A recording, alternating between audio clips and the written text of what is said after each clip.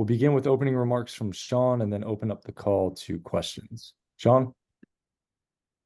Hey, just want to thank everybody for being here, and always thank you to you all for obviously helping us get the word out on Heatwave. This Sunday, July 7th at the Scotiabank Arena in Toronto. Very excited about the card. If you don't mind, I'm going to roll through it real quick.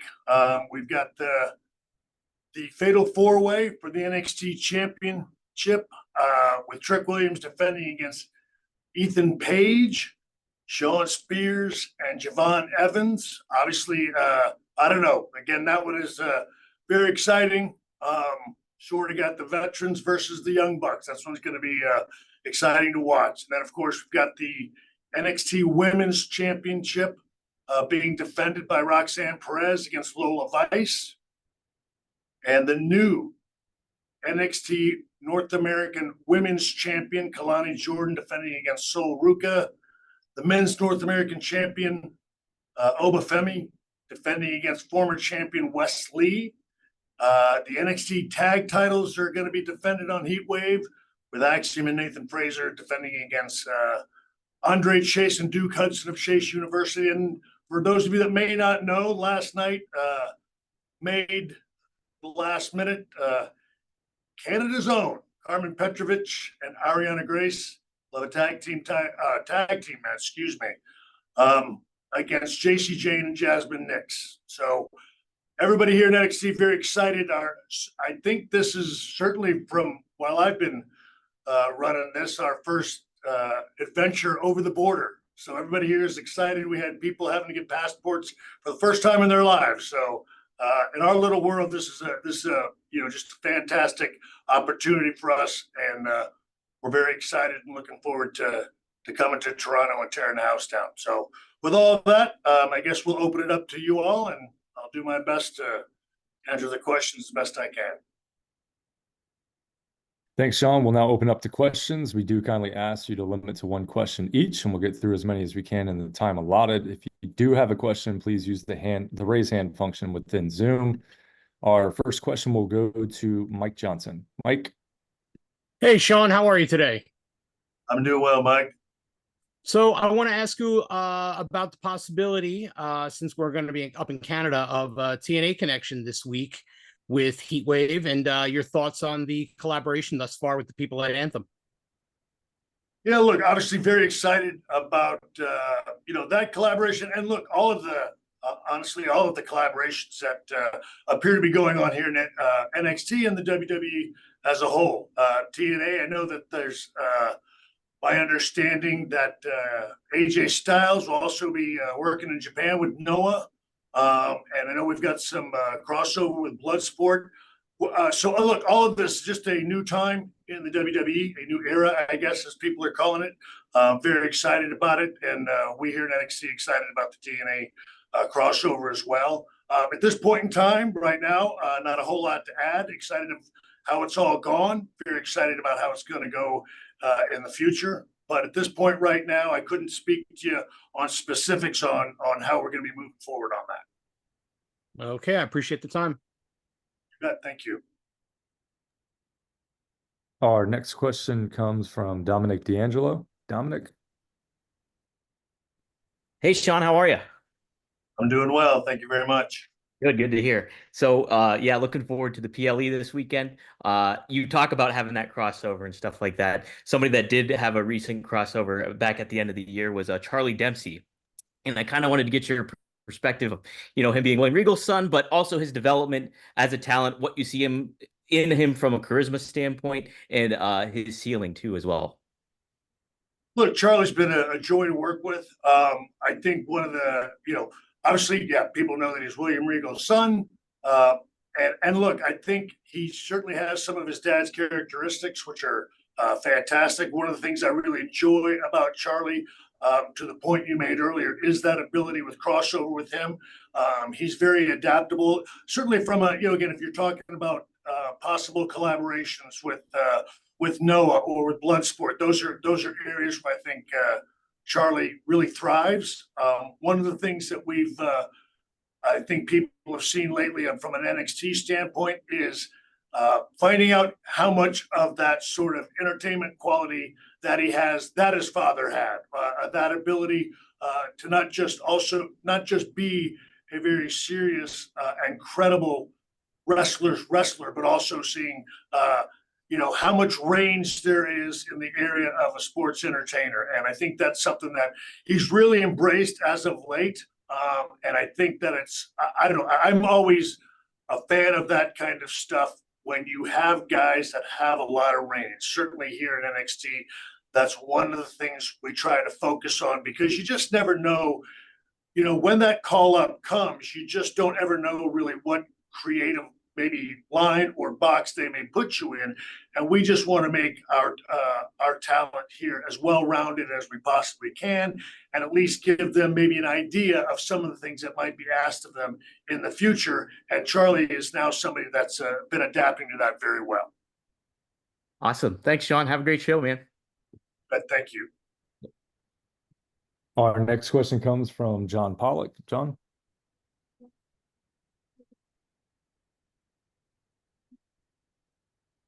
Hey there, Shawn. Thanks a lot for the time. I just wanted to ask you about two recent departures from NXT/WWE, and that would be Gable Steveson as well as Drew Gulak. Can you just give us your vantage point on what contributed to those decisions to part ways, and specific to Drew Gulak, if there was a disciplinary element that went into that decision to not renew his contract? So from my understanding, nothing on anyone's part other than contracts being up, certainly in the place of Drew Gulak, and from a company standpoint, there not being anything from a main roster standpoint that they were going to be using him in. And that's certainly, as we here in NXT over the last at least year and a half, 2 years, we've been trying to again get into a process of really keeping it fluid as far as finding out people. Again, it's all about getting, I guess, to the main roster when everything's said and done. And if in 2 or 3 years that doesn't happen, we have to see, either bring other people in or see if we're ready to move on. And as far as Gable is concerned, look, I think he's an incredibly talented guy. You can see that.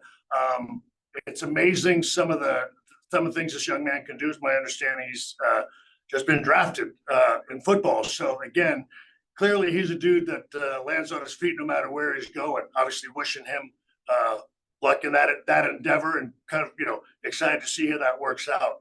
But honestly, no, yeah, look, those are things that we here in NXT, we do our best to use people to the best of their ability. But from a main roster standpoint, if they feel like, there's not a place for them that they have for them on the main roster and their contracts are up, it's just something, from my understanding, from a business standpoint, that they just choose to move on.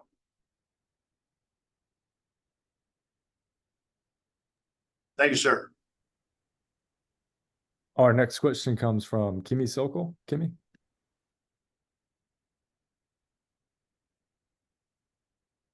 Sorry. Hi, Shawn. How are you? Hello there. So I want to ask about Mia Yim. She's been in NXT a lot more recently. She's obviously helping out a lot of the younger women who are showcased on NXT Weekly. How do you like kind of the stuff that she's doing down there? Look, Mia's been fantastic. And I have to say that anytime that we have some of the veterans, and certainly main roster people coming down and helping our young superstars, it's a huge plus for us. I think from Mia's standpoint, she enjoys it as well. I can remember, her commenting last night on a couple of things like, "Oh my goodness, having more than 3 minutes to go out there and showcase myself is just such a blast." So, look, I'm always very excited when we get some of those people back, and especially somebody like Mia, who was, part of the black and gold era. I think that's something that she takes a lot of pride in, as she should. But anytime we get people with that kind of experience, especially, when it comes to our women's roster, because it is so deep, so fantastic. But we do have a lot of very young, new talent. So when we have some veterans that are as skilled as Mia is, it's always a treat for us and a huge advantage for us to have her back here. So we've thoroughly enjoyed having her. And as I tell them all the time, it's like, as long as, if you don't mind coming, we certainly don't mind using you, because it's just, again, it's just fantastic for us and fantastic for our young superstars to be in there with people of that skill level. Thank you. Our next question comes from Steve Fall. Steve?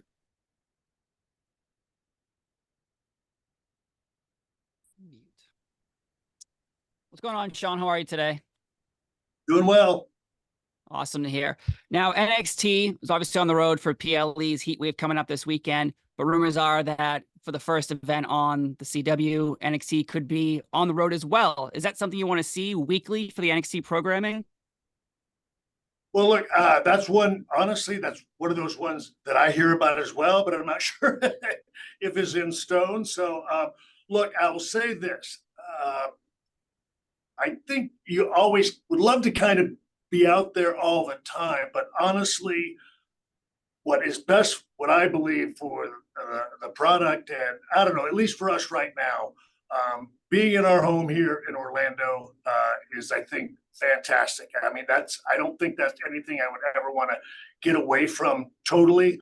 I don't think it ever hurts, obviously, much like we're doing with the PLEs or some specials. If you were able to get out of the state of Florida, that it would never obviously be a bad thing. But I'll say this: I can't say that there's anything that I see on the foreseeable future that would, where you could make sense doing that and justify doing it when it comes to certainly from an income standpoint. I think, but those things, as I've told you guys many times, above my pay grade. That's one of the great things I love about not being high level, is I don't have to think about that stuff, and I get to focus on NXT. We're thrilled about getting out now to the PLEs. Everybody here, seriously, is so excited about coming to Canada and going to Toronto. And I know in the big scheme of things, that may not seem like much to, again, even you guys, the wily veterans that have been doing this, but you're talking about like Javon, a 20-year-old kid that's never been out of the country. Like you said, what he said last night on the show, he had to go get his passport. It is. And there were a number of people that, like, I've never left the country before. I don't, they don't travel that much. Coming to Florida was a huge move for them. So again, even getting out on these PLEs is just extremely exciting for our talent. And for us, I think that's a good balance of what we have going right now. So I don't see any foreseeable changes in the future. But again, one thing I've learned about this place is every time you think you know what's going on, you don't. Well, thank you so much for your time today. You bet. Our next question comes from Kenny McIntosh. Kenny?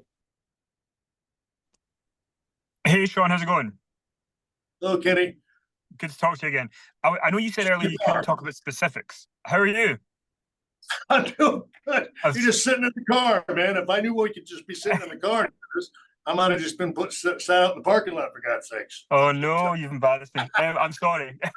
I want to ask you about Joe Hendry, because you said earlier you can't go into specifics about what's happening with the TNA crossover, but that appearance that he made in NXT, the massive ovation, the social media numbers, can you talk a little bit about the appearance and your experience of working with him?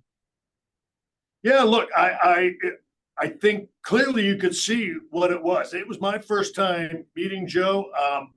I certainly, again, even for me not being the most skilled social media guy, you see his turnaround and stuff all the time from a social media standpoint. Clearly, he's a bright young man. The short dealings that I had with him, I liked him a great deal. So again, nothing would thrill me more than that I have the opportunity to work with Joe Hendry in the future. I think he would tell you the same thing. I think that he's somebody that obviously wants to continue to grow and move up. But right now, again, unfortunately, nothing to add at this point in time. But I think he's a young man that's very bright. Certainly has a very bright future. And I appreciate the way that he's sort of generated this on his own. And I think that always speaks well of somebody that, again, you use the words thinking outside of the box. He's obviously done that. And I always appreciate the intellect that it takes for somebody to grow outside of, the wheelhouse that they're in. Thanks, Shawn. Appreciate it. Thank you. Our next question comes from Stephanie Hypes. Stephanie. Hey, everybody. Hi, Shawn. Thanks for taking the time. How are you doing? I'm doing great, Stephanie. Thank you. I have one question and one statement. My question is, NXT Battleground was amazing. The first time you guys had performed in a UFC venue. So what was your opinion on that? Would you want to do that again? And my statement is, I love your new profile picture and you're embracing your chef cooking meme. Well, thank you very much. I have to thank Jordan Grace for bringing me the chef hat. I thank her very much for that. And look, some people on my social media team obviously having some fun with that, and I am as well. So I appreciate that a great deal. As far as the Apex, look, fantastic facility. I think it was a lot of fun being out there. Obviously, a different look. Just I don't know, an amazing venue. Can't thank everybody from UFC for being so truly wonderful to work with. I think we learned a lot of stuff out there. How we could possibly make that better. Right now, nothing to add. Clearly, we'd love to always have the opportunity to go out there and be in that amazing facility again. But I think right now, again, I wish I could say that we were going to be able to make that happen in the near future. Right now, I can't obviously speak to that. But I think it was a real positive experience. But I also think we learned a lot of things of how we can make it even better the next time. Keep cooking. Thank you, dear. I'll do my best. Our next question comes from Adam Silverstein. Adam. Hey, Shawn. Glad to hear you're doing well. I wanted to ask you about Javon Evans. There's been a bunch of wrestlers and athletes that have come through NXT, few as young and talented as him, given his age. When you work with someone like him or a Roxanne Perez when they first arrive, do you sometimes almost feel a need to preach patience? And how would you say he's adapted through that part as well during his time in Orlando? Well, so I'll give him this. He's been one of those people that has not given any impression in any way, shape, or form that he feels like he's ready to go to the main roster or anything like that. I appreciate that he, at least at this point, appears to be very patient. And one of the things is that with Javon, sort of what you see is what you get. The young man that he is on camera is the way he is. He is thrilled to be here. He's living his best life. He's having the greatest time in the world. But to your point, he is so extremely talented. For him, and I'm always amazed at it, but I appreciate it at the same time.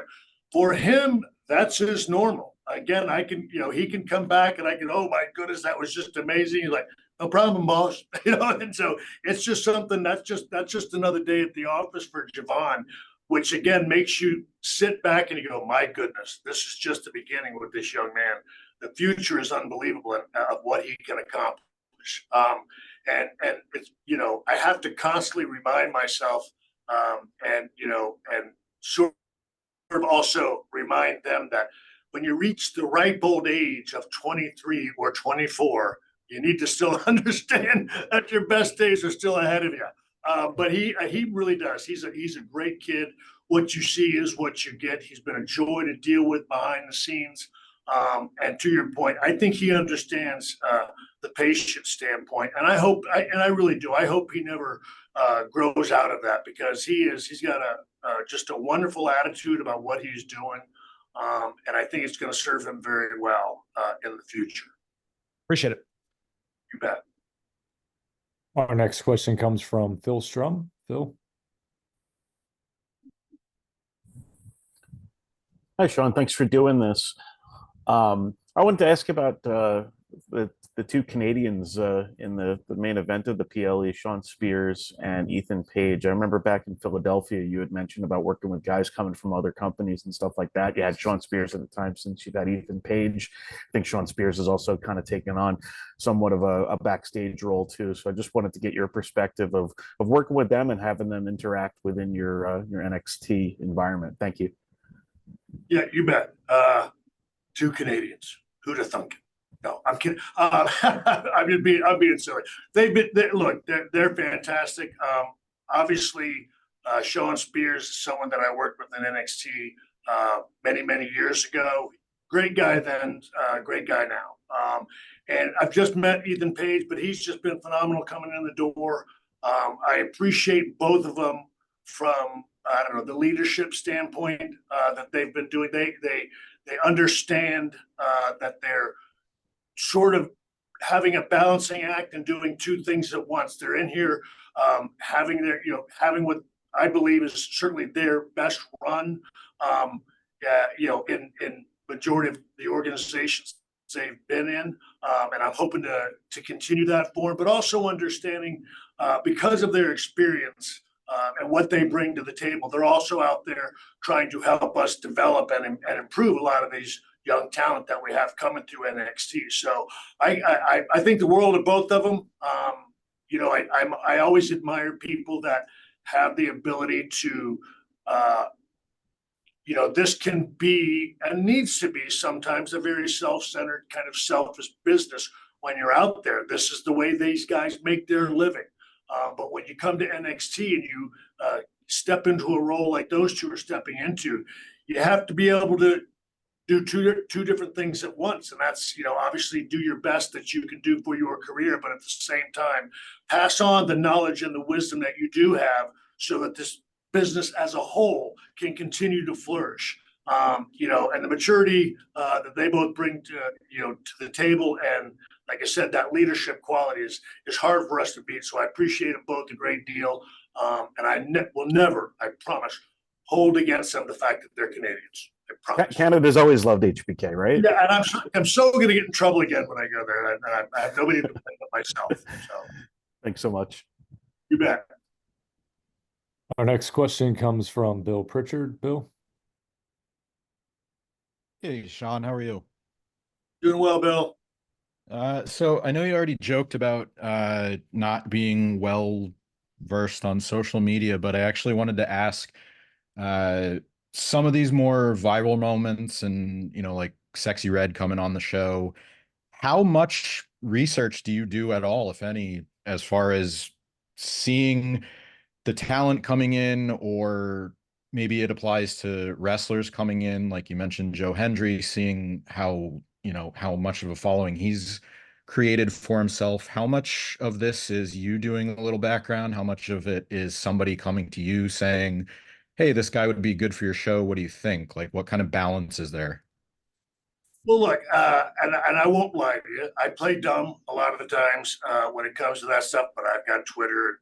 I just don't spend my entire life on it. But the thing is, it's something that certainly, at the very least, you're going every Tuesday night and you're looking at what's trending and how things are going and feedback on the show. Those are things that I regularly keep up with on a day-to-day basis. So I would never, I'd be lying, if I told you I never pay attention to that stuff, because clearly I do. I saw Joe Hendry long before we ever had him on the show. And, again, my algorithms are the same as I'm sure maybe a lot of y'all's. I mean, it's a lot of times it's based around wrestling. So anything from a wrestling standpoint that's going to be viral or at least, gaining a bunch of interest comes across my timeline as well. And those are things that, obviously I pay attention to. So for me, I think it's a balance of knowing that, not everybody, when you're speaking of trending and stuff like that, as awesome as that is, you might be talking maybe, 100,000 people, to make something trend.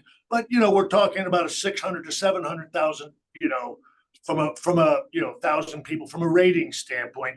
and clearly, you know, that's some people with a Nielsen box. There's millions more out there watching. So it's balancing, you know, the viral moments with what you feel is something that's not a fad and something that's going to stand more the test of time.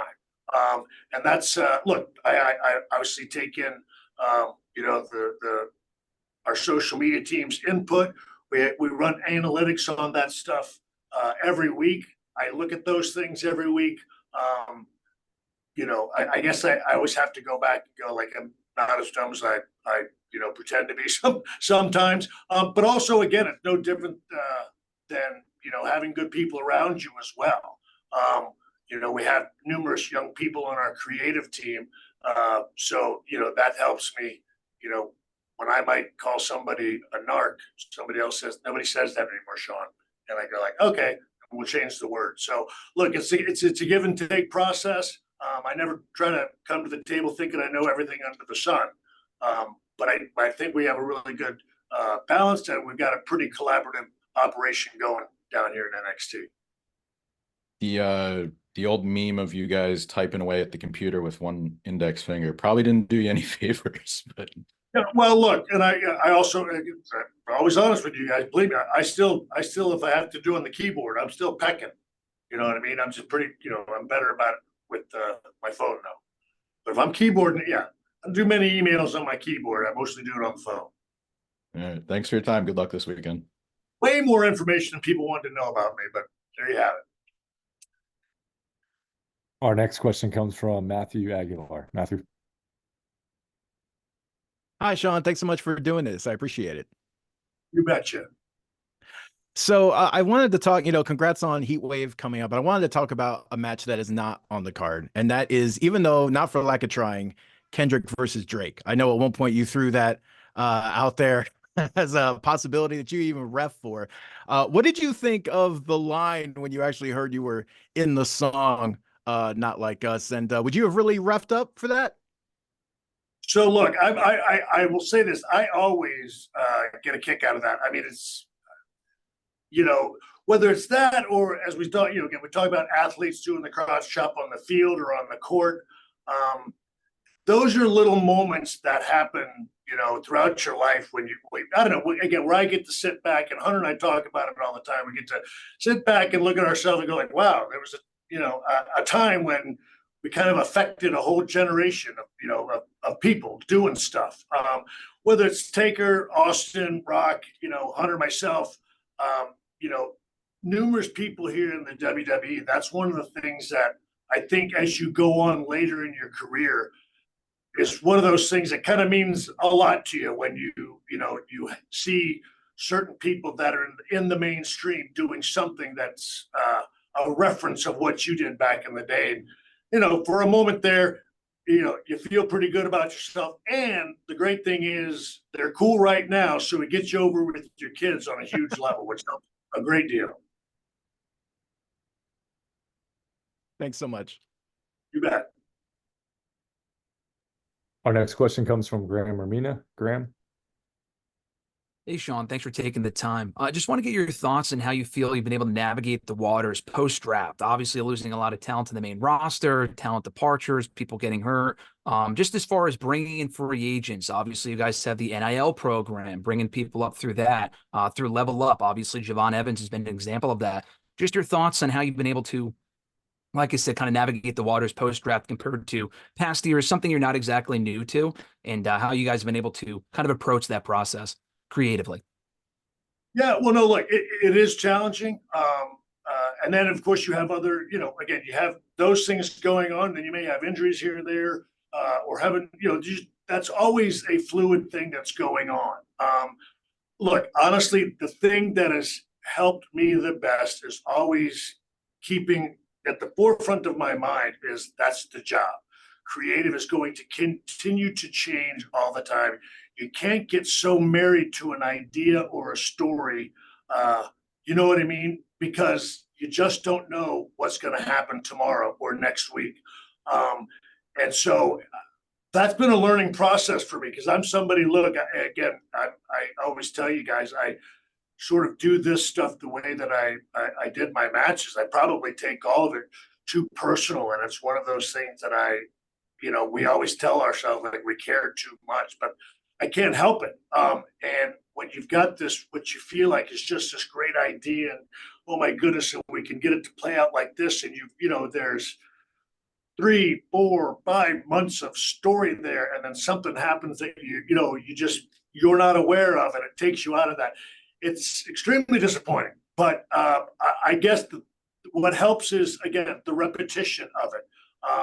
Now it's not anything new. At the very beginning, there are things that, they shook me a little bit. And that's one of the, pieces of advice that, Hunter helped me with a great deal at the beginning, which is, again, dude, you guys got to understand there's going to be ebbs and flows in all of this. You just can't get too high and you can't get too low. I'm still working on it all the time. He's fantastic at it. But it's still something that, when you think about what could have been maybe, or you've got this idea in your mind of how something's going to go and it doesn't come out that way, you know what I mean? It can still, be disappointing. But I'll say this right now, I feel like we've got so many young talent that for them, they've been so adaptable.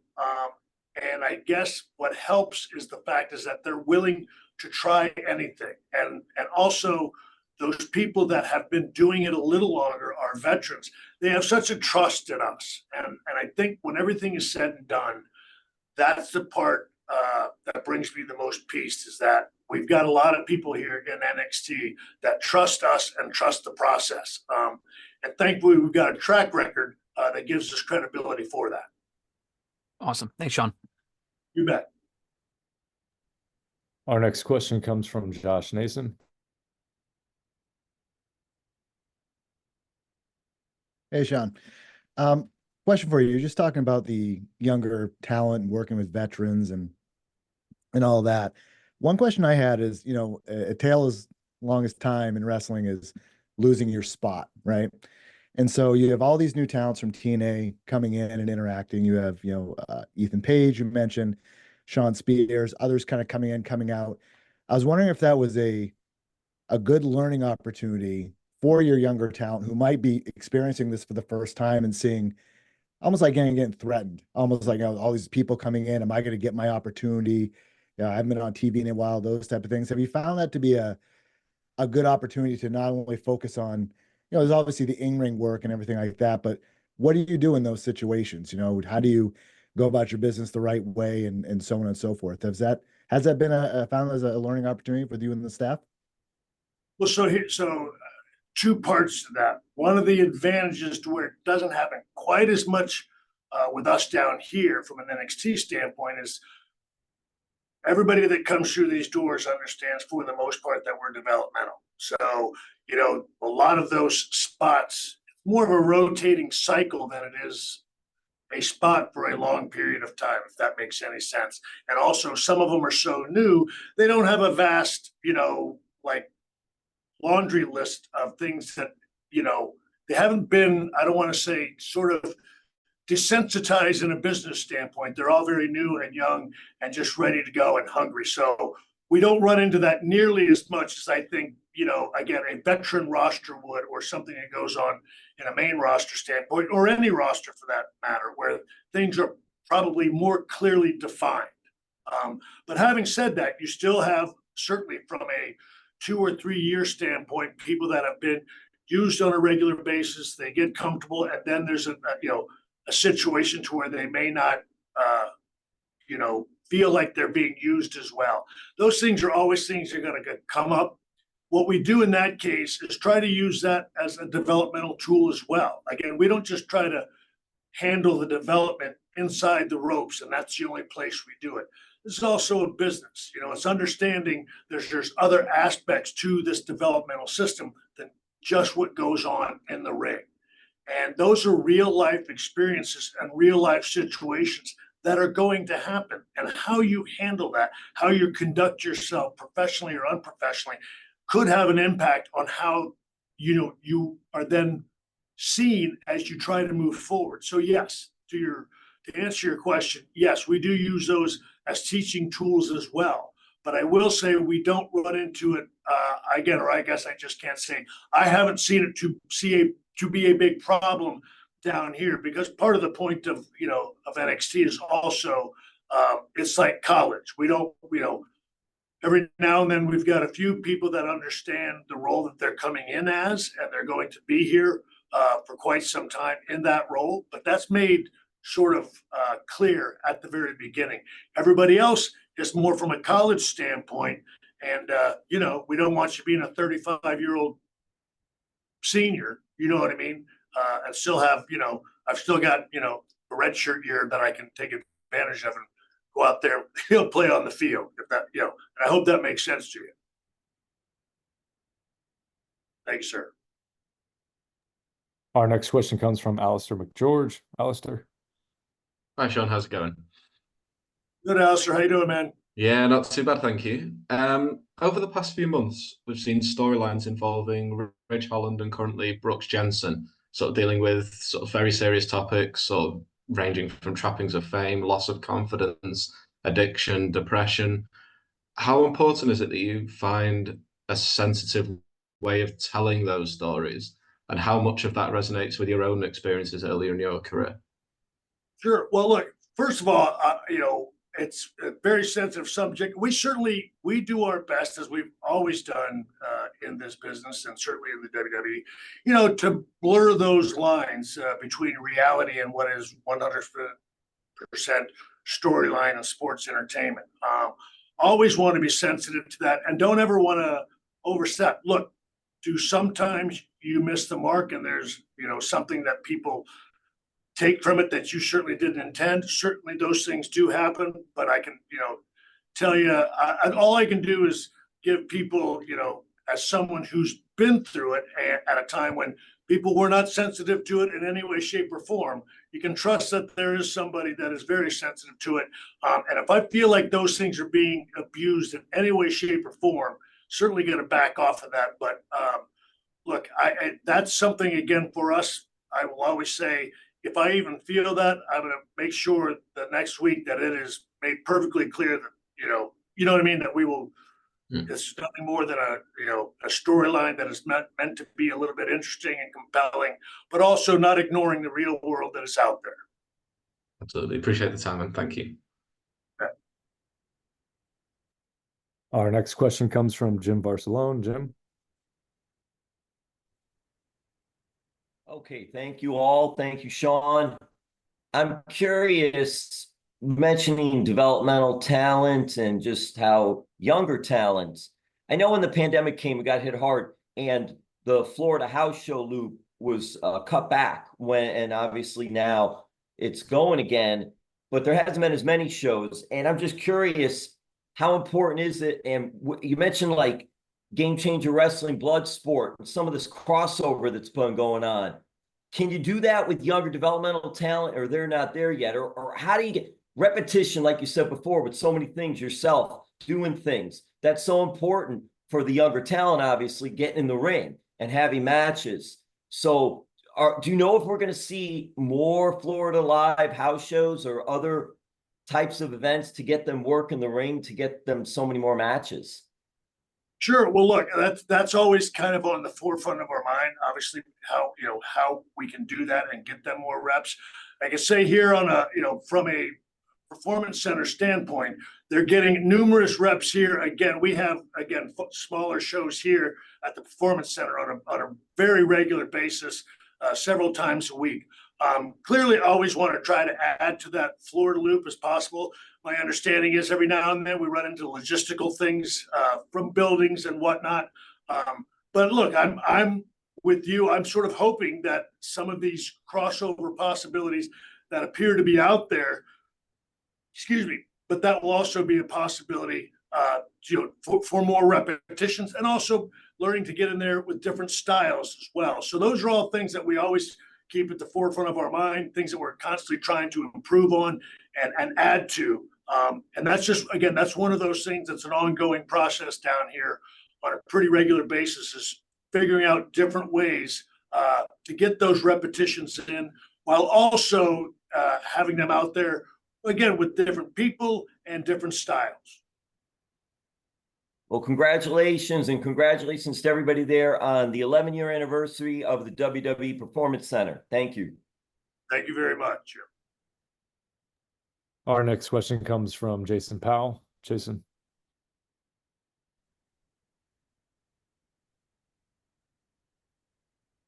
Hey, Shawn, can you talk about Lola Vice and her fast rise to prominence in NXT and whether she is someone that you could see being fast-tracked to the main roster?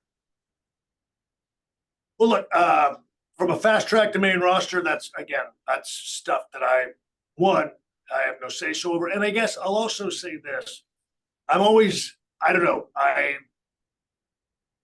always worry about so much going out there, and I don't mean it, I'm never like casting judgment on anybody, but there's so many different things that go into being a complete WWE superstar. And I know there are times from a social media standpoint or review or a report that there are people that, feel like they're main roster ready.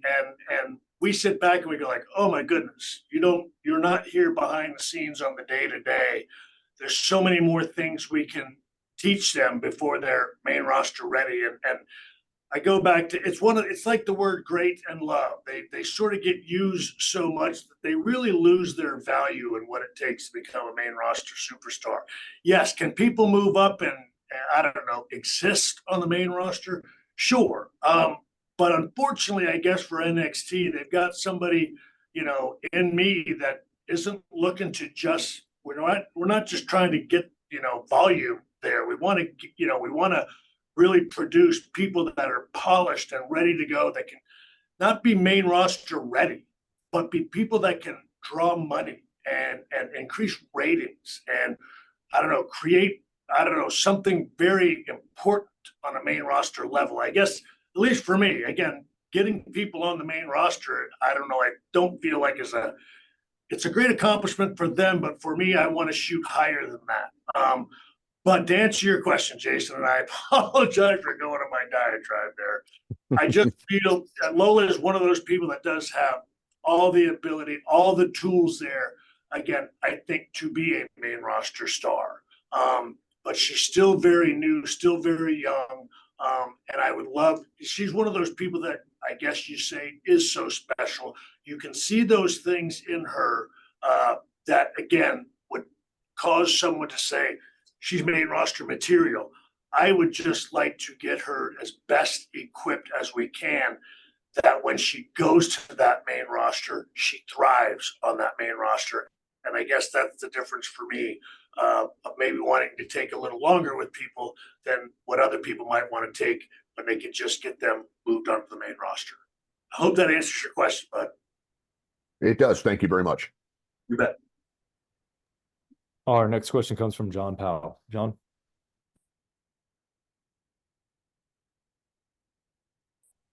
Hey, Shawn, nice to be talking to you today. Hello from Toronto, Ontario, Canada.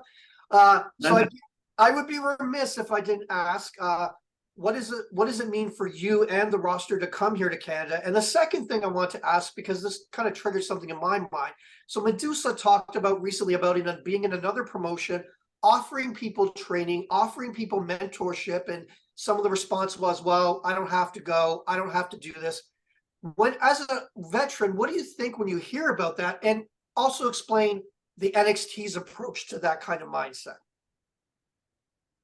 Well, look, first of all, everybody's thrilled about coming to Toronto. They really are, again, because I know for us, so, we're not going into Madison Square Garden, but Toronto is sort of like the New York, Madison Square Garden from a WWE standpoint in Canada. Well, what I mean? So again, for us down here in NXT, that's a really big opportunity because it's just a great crowd to perform in front of. But to answer your second question, look, I understand, I think it's where you meet someone at what point in their career. Each individual guy, he's out there, he's the only one that knows what it is he got in this business for and what he wants to accomplish. I respect that. I guess we just always try to find, or do our hope that we find, guys that are at a point where they feel like they can establish both. So I get somebody again like a Shawn Spears or an Ethan Page that comes in here, you know, with a ton of experience. My goal is still to get them to the main roster and get them moved up to a spot that where they can begin to thrive and do well. It's just I look at it as a twofold, and I would feel like I wasn't giving them the real truth if I didn't tell them. But while we're doing that, I'm going to ask you to take on this other role as a mentor, as a leader, as a teacher. And look, I understand if well, let's put it this way. If that's something you don't feel like you want to do, I respect it. Hell, I respect that you say no, to be perfectly honest, and you want to go and do something else. Because it's better for us, I don't know, to get maybe hurt our feelings on a phone call than it is to bring you in here and then have you show us that you don't want to be teaching anybody.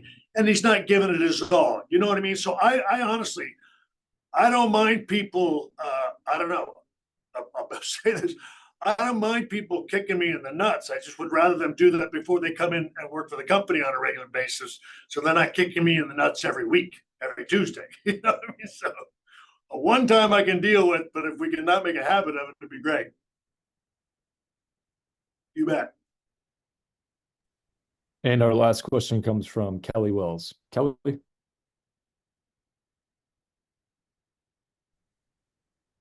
Thanks so much for this. Kalani Jordan, she was considered, I think, sort of a dark horse to win the ladder match, largely because we didn't have a real idea of who she was yet. And I was just wondering if you thought this trial by fire, sink or swim, learning who she is when she's already champion was a risk, and how do you think she has delivered in the weeks since this all kind of started for her? Well, I guess I would go in and say that I would argue, I guess, that everybody kind of in that ladder match, with the exception of maybe, I don't know, I'm trying to think, you know, Alan Henley could be considered a dark horse because, again, we're talking about everybody that's, you know, again, been in there a combined time of less than 10 years altogether. All 6 of them, you know, and the ladies probably are the veterans in there 2.5 years. So, but look, a lot of stuff we do here in NXT is taking risks. I feel very fortunate that those are things that I feel like we can do. But there's always going to be a lot we can learn, with the exception of the few people that, again, have been doing this for a long, long time. I feel like that's always going to be a situation that we find ourselves in here in NXT is maybe viewers and fans looking at it and saying like, oh, I don't know them that much. No, they didn't. They've been in college for the last 4 years, and now they're just stepping in to NXT and making their way onto television. So, and I'm not saying it's, you know, all right or it's all wrong. I just think that as we're here in NXT, the idea, we're still going to have champions. We're still going to have people that are kind of our top people, so to speak. But I still want there to be something that you want to learn about them, or more you can know about them, because that also goes back, as I try to tell our talent, goes back into the developmental system. You can establish who you are as best you can, your brand, as everybody wants to call it nowadays, here in NXT, and feel like you've done a pretty good job. But then you're going to go up to the main roster and you're talking about exposing yourself to a whole other world. My advice to them is to not start at where you left off here in NXT. It's to maybe think about going back and re-showing, you know what I mean, or reestablishing what you've done there in NXT and then beginning to build on it. I don't know if I'm right, but I feel like sometimes that's one of the things that people don't understand. As they move up, they sort of just take off from where they currently were somewhere else, as opposed to understanding they're exposing themselves to arguably a whole new audience. And even if some of them are the same people, you've got a lot more that are not. And it doesn't hurt to go back and reestablish those foundational aspects you want them to know about you. So Kalani Jordan is like a lot of people here in NXT. We're continuing to learn and grow and understand more about Kalani Jordan, who she is, and what makes her tick. Thanks a lot, Shawn. You betcha. Thank you all for joining. We'll end with any final comments from Shawn. Shawn? No, again, final comments are, I really do. I enjoy these things. I hope I do it. I still want to do a decent job with them. I hope that I'm, I don't know, as transparent as I can be, as honest as I can be. You guys, help us a great deal in getting the word out there. That is something that I don't take lightly, especially from an NXT standpoint. So I do appreciate that. I don't mind being challenged. I don't mind the cynicism sometimes. I think it keeps us on our toes, and I'm all right with that. I can always stand to be kept on my toes a little bit. Doesn't hurt me at all to, have to be ready for you guys. But I just want to also honestly say, thrilled about what I feel like is still momentum all in the right direction for NXT. The future is still unbelievably fantastic for us. I'm excited about coming to Toronto. It really is a big deal for us leaving the country. Everybody's very excited. We hope all the fans in Toronto and the surrounding areas will come out to NXT. Yeah, go ahead, enjoy Money in the Bank, absolutely. But don't be afraid to stay the night and come on over and catch Heatwave the next day.